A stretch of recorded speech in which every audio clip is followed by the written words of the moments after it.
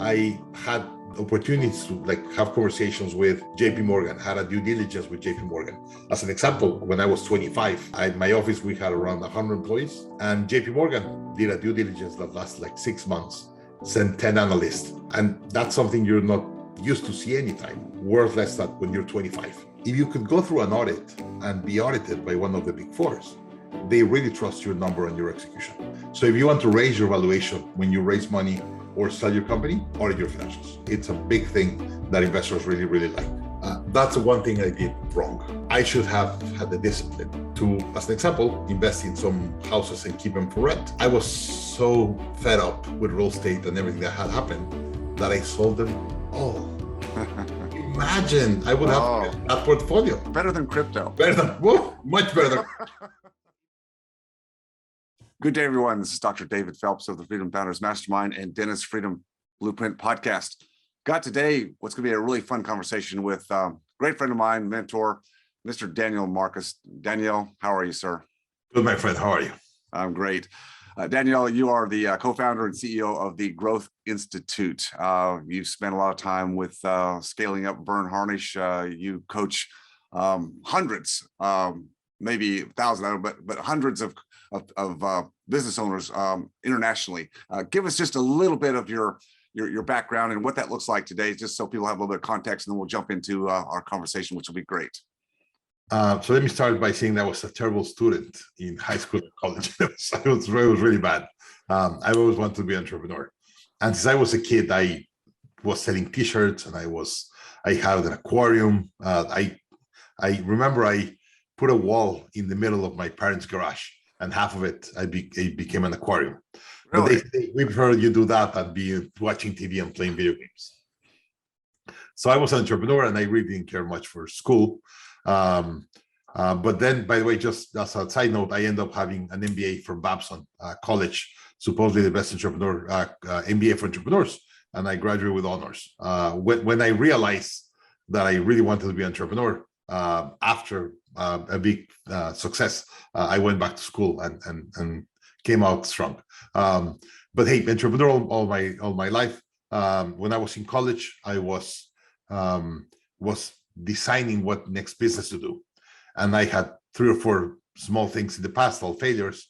And my father didn't want me to get distracted, because he said, "Hey, if you start another business, you're going to get distracted. You're going to do worse in college." And he called my older brother and said, "Hey, you know what? Your younger brother's going to want to do another company. Why don't you get him a job so he'll at least have a desk and he has a job and he really understands discipline of work?" And my brother got me a job at a brokerage house in Monterrey called Vector. It's in Mexico, and I was trading Mexican stock and New York stock through college. So I was in the trading desk for 3 years and really learned a lot of how the stock market works and the warrants and mark to market and how the market reacts. So I learned a lot there.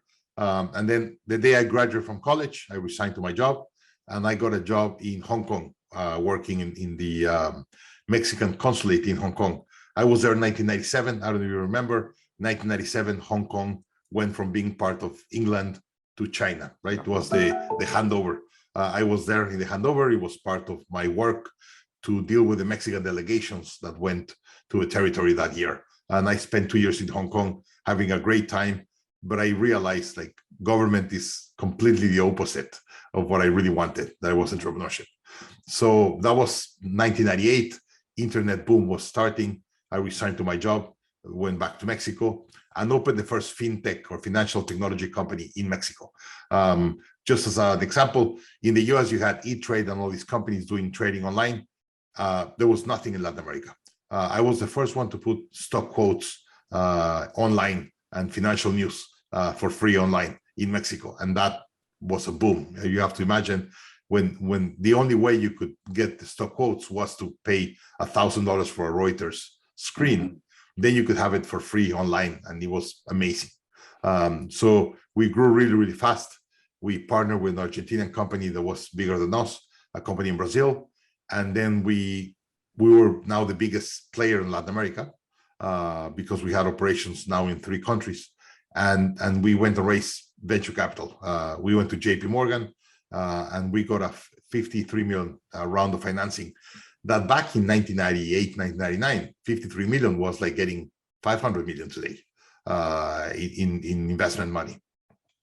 And we had best investors we could ever had: JP Morgan, Goldman Sachs, Microsoft, Intel, Carlos Slim, that was the richest man in the world that year, put 7.5 million. So we got amazing investors, and we grew that company, 1,200 employees, operation in 9 countries, and then ended up selling it to Santander.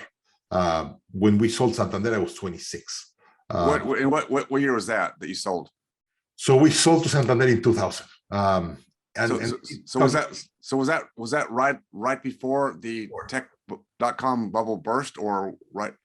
So to give you an idea, we signed with Santander 2 days before the peak of the Nasdaq in 2000. Wow.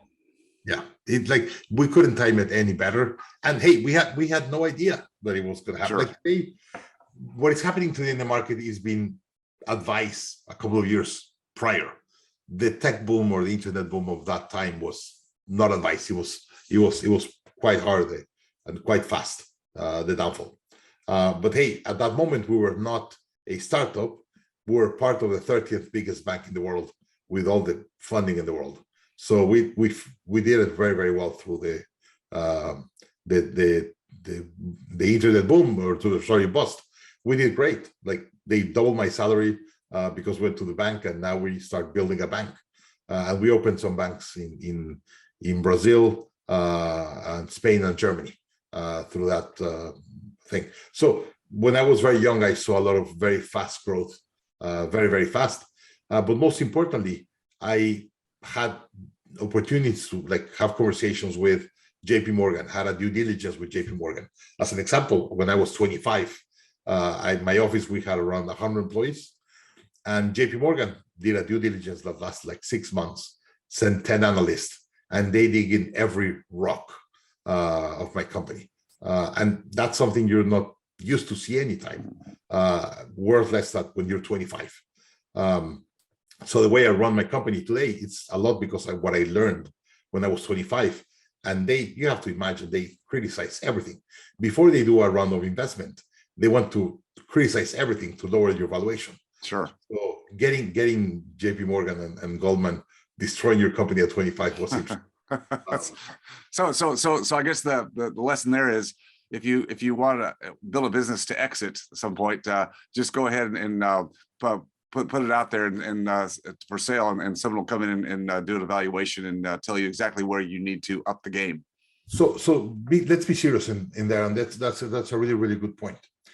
If you want to sell your company today or raise money, if you audit your statements, your financial statements, with one of the big four, the Ernst & Young or whatever, and it's expensive, it probably costs you $50,000 to audit your numbers. But the respect that your company gets in the market, because you're the only one that has audit financials by one of the big four. And what investors hate is to have surprises. If you could go through an audit and be audited by one of the big fours, they really trust your number and your execution. And hey, it's like going to a restaurant. You know how clean the restaurant is depending on how the bathroom is, right? Sure. You want to know how clean the kitchen is. You go to the bathroom and you know how clean the kitchen is. Same thing happens with a company.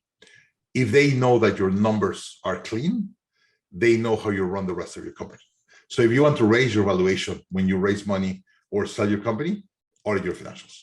It's a big thing that investors really, really like.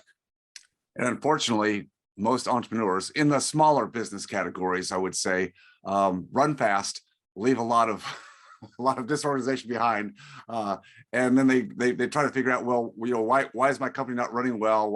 Or if I want to build it to sell, why do I get a poor valuation? It's because you don't have that discipline of having in this case, your numbers auditable, so that you've got the strength there. Why I'm going to spend $50,000 to edit my numbers? Yeah, like that for them, that's a waste of money. Right. But you will gain $500,000 more in valuation, at least, if you audit your numbers. Very good. All right. So, So carry us forward then. There's a little bit more to the story.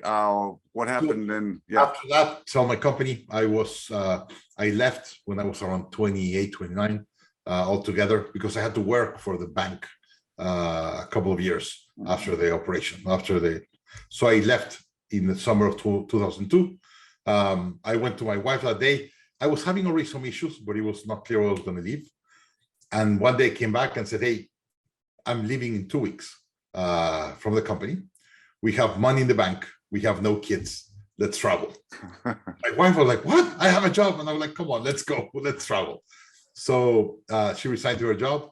And interestingly, she said, hey, let's put the house for rent. If we're able to rent it, we'll go. And I was like, fine. We'll put rent. That weekend, we got a contract from Nestle, the Swiss company, for one of the top executives to rent our house in Mexico in dollars, a 3-year rent contract. So like, we're out. So we travel the world around 15, 16 months.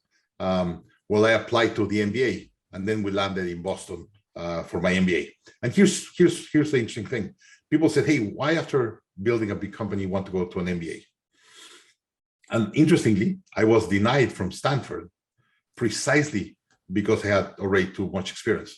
So Stanford was my number one school, and I made a really big push. I went to see everyone 3 times, whatever. And at the end, when they denied, I even flew again, said, hey, why are you denying? And the girl said, hey, we could not tell you why.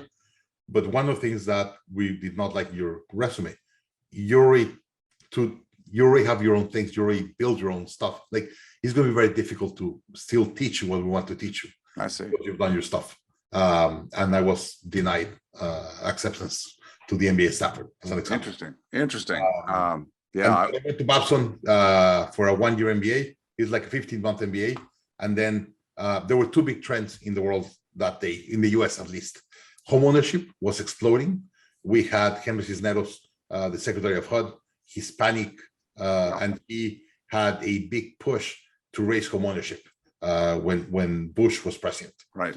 And so there was a big push to Fannie and Freddie to increase home ownership and lower all the rates, and all the crazy subprime industry started. So it was a big push for home ownership in the US. And the second big trend was Hispanics in the what do you call the forgot the name, the survey that they do every 10 years for the population, the census. They did a census of 2000, and that was the first time the US corporate world realizes how strong the Hispanic market is in purchasing power. So there was a big trend about building business for Hispanics. So I got those 2 trends and built a mortgage bank for Hispanics, giving mostly loans to undocumented Hispanics in the US. By the way, today it's non-existent. Back then was a big thing. Indeed, we got a line of credit. Goldman Sachs gave a line of credit to a friend of mine in San Diego, and he gave me part of that line in Texas. I was his representative in Texas. $500 million to finance homes for undocumented Hispanics. That was back in 2006, 2005, because it was really important at that time. Today, that doesn't exist. We're 20 years after, and that doesn't exist anymore. Indeed, it stopped there. It has never come back in the market. Why is that? So there was several things. First, there was a really big push for Hispanics, home ownership and all that. And at that moment, the immigration conversation was, hey, we have 16 million undocumented Hispanics in the US. We won't be able to get all of them out. We don't want to get all of them out because some of them are really good citizens, or they could be good citizens. They work hard, their families, they have US kids. So the discussion back then was, hey, the US, we're going to have to draw a line and said, if you're below this line, you're going to have to get out. If you're above this line, we'll get your citizenship or whatever. And by the way, that hasn't happened, but there was a big conversation that the US was going to have to do something there. And the discussion was, if you pay your taxes, even if you're undocumented, and you will get surprised how many of those 16 million Hispanics pay taxes legally in the US. The IRS said, hey, if you're illegal in this country, I could not get you out, but I could definitely make sure that you pay taxes. So they give you an EIN number or a TIN number, and you report taxes. They know where you are, you have your address, your income, everything about you. even though you're undocumented, you pay taxes. So the conversation was, if you pay taxes in the US, the US will not want to push you out. So if we could prove that someone has been paying tax for at least 3 years, they could get a mortgage and buy a house in the US. That was the conversation back then. The political conversation today is much, much different. So the business community is following suit based on the political conversations around it. So there's not as big a demand for. Oh, the demand is bigger. That's what I thought. So the demand's bigger. But it's a political conversation. Uh-huh. Depending on today is not sexy to talk about Hispanics and okay citizenship stuff. Politically. Right. So, okay, yeah. So all right. So you're saying the demand's huge, but it's a political situation, so that the business itself, under the political discussions of the day, doesn't make sense. That's it. Okay. Thank you. And after that, I had to shut my bank. It was horrible. I had a really bad moment. I had put all my money that I brought from the first company, raised money, hire a lot of team members, offices in Austin and Houston and Dallas. And you have to imagine, we opened a title company, like we start building a big business. Yeah. Then 2007, subprime went under and we went under immediately. It was really, really rough. Had to fire everyone in a week. I fired like 120 people in a week. And they just stayed with 3 people just to clean the house and whatever we need to do. And after that, I got several calls that were very, very important. There were 3 that were very important. I'm going to tell the story of one because that's where I'm today. One of them was Vern Harnish, my partner today. Vern was my mentor in my first company. And when all of this happened on the second company, Vern heard about it and called me and said, what they're going to do. And I was like, I need to go back to Mexico and get a job. And by the way, my visa was attached to my company. So when I shut down my company, I had to go back. And Vern said, okay, go back, but become a coach, start coaching companies. And I was like, you're crazy. I cannot trust myself to be an entrepreneur today. How can I coach anyone else? And he said, that's precisely why. Because you went through such a hard time that they will appreciate the conversations and you're going to help them not to go through the same situation that happened to you. And I became a coach. I said, hey, I need a job because I need to pay for my kids' school. And I said, yeah, get a job Monday to Friday, but then at nights and weekends, coach. And by the way, this is interesting. So I lost everything and I had $1 million in debt. Between leases and all the other things, there was like $1 million in debt. And he said, what are you going to do? And I said, I'm going to pay everything off. And he said, you're not going to go bankrupt. And I was like, no, I cannot. Like, this thing that happens in the US that you could go bankrupt and clear your debt is the only country in the world that happens. Yeah. Like, that does happen in Mexico. So I said, hey, I don't understand this. This is not my culture. I'm going to pay every dime back. And he said, how are you going to pay it with a salary? And I said, I have no idea. He said, why don't you coach on the weekends? And with the money you make on coaching, you pay your debts. And I was like, perfect. So on the weekends, I was coaching. 6 months into it, I was making more money on the weekends than during the week, resigned to my job, and became a full-time coach. And I've been coaching companies for the last 14 years since. And then 10 years ago, I went to Vern and said, hey, I love coaching. I already paid the debt. I'm doing great, but I travel a lot. I want to bring all of this online. And Vern said, okay, let's do it. I'll put money. Let's build a company. And we built Growth Institute, what is today. Today, we've trained around 55,000 executives from 11,000 different companies in 70 countries around the world. And we train them on scaling companies, how to hire better, how to fire people, like all the things that you don't learn in an MBA. The MBAs, I think they're a great tool if you want to be a corporate executive or critical thinking. I think they're great for critical thinking. All the case study, it's all about developing critical thinking. I think they're great. But when you talk about the tools that you need as a CEO to run a company or as a leader to run a company, they don't teach you all those kind of things. Right. That's what we teach at the Growth Institute. Yeah, no, it's an amazing story, and so many lessons there. We could pick apart a number of lessons. One of the things I want to, well, there's probably 2 things I don't want to let get by. One thing is when you were 28, 29, you'd sold the company and you told your wife, hey, no kids. we'll rent the house and let's travel. You took that time at that time in your life when most people would say, you got to keep working, or you got to jump into something right away, build something. And I love the fact that you had the presence of mind at a relatively young age, having had some definite success, to say, hey, this is an opportunity.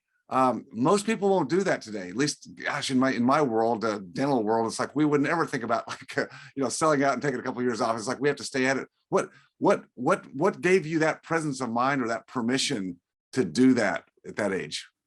So it has started with my parents to start. So let me go back some years. My first year of high school, I had to repeat the year of high school because I flunked 2 classes. And by Mexican law in school, if you flunked 2, you could not graduate. So I had to repeat the full year. And I was devastated, by the way. I was devastated. And my parents said, hey, it's not that big of a deal. Like you're going to do 1 more year of school. Let's go to a school that you will enjoy, blah, blah. So I moved school and did great, graduated high school.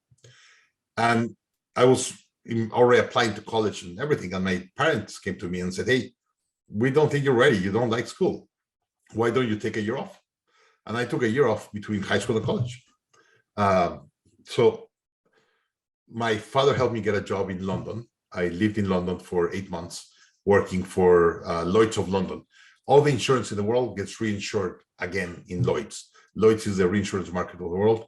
And my father got me a job through a friend of his that worked at Lloyd's to be the runner, the kids that run through all the building, getting all the stamps and everything. And I did that for a year, almost a year, between high school and college. And then I traveled through Europe for 3 or 4 months. So my parents, when I was before college, they said, take a year off, even I had already repeated the year. And I realized it was awesome. I didn't miss anything in college. Like I was better because I really understood more of life. I understood what I want to do with my life. And I had a great time that year. So when that happens again, I was like, I want to go back to school. I don't have enough time to go and do something important in a year time that I want to go to the MBA. So I said, let's go and take the year. And because 3 years prior or 4 years prior, it was not a big deal. It was not a big deal then. And interestingly, I took a year off between high school and college, and I flunked the year. By 25, I already sold my company. Yeah. So what people said, hey, go slow to go fast. Perfect example. Yeah. Yeah. No, I love that. Also, you said that when you started the mortgage business, you put everything into it. So that's typical. An entrepreneur, and you're definitely an entrepreneur. So you had some wins. You had capital from the sale, but now it's like, all right, go into something else. This is great. It's got a great opportunity, and you put everything in. Is there a lesson there for entrepreneurs? I don't even know if it makes sense here. I'm just asking. Should you keep some chips off the table, or is this just the nature of the entrepreneur? It's like, okay, I love this thing. I'm taking everything. I'm putting everything in. I'm bringing other investors in. You just go all in, or would you keep some? Would you do it differently? I guess I'm asking in retrospect. Could you do it differently? 100%. And Okay. hey, maybe I'm 50 now, and that's one of the things that I enjoy so much, talking to you and going to your community and everything. That's the one thing I did wrong, or one of the things I did many mistakes. That was one of the things. Like most entrepreneurs, I'm an all-in guy. And when I said all-in guy, it's like I'm all in everything I do. I should have had the discipline to, as an example, invest in some houses and keep them for rent. I got everything into the mortgage business, and I should have kept $1 million or something, buy 5 rental properties in Austin that they were nothing, Right? renting, right? I did not do that. I put everything on the business.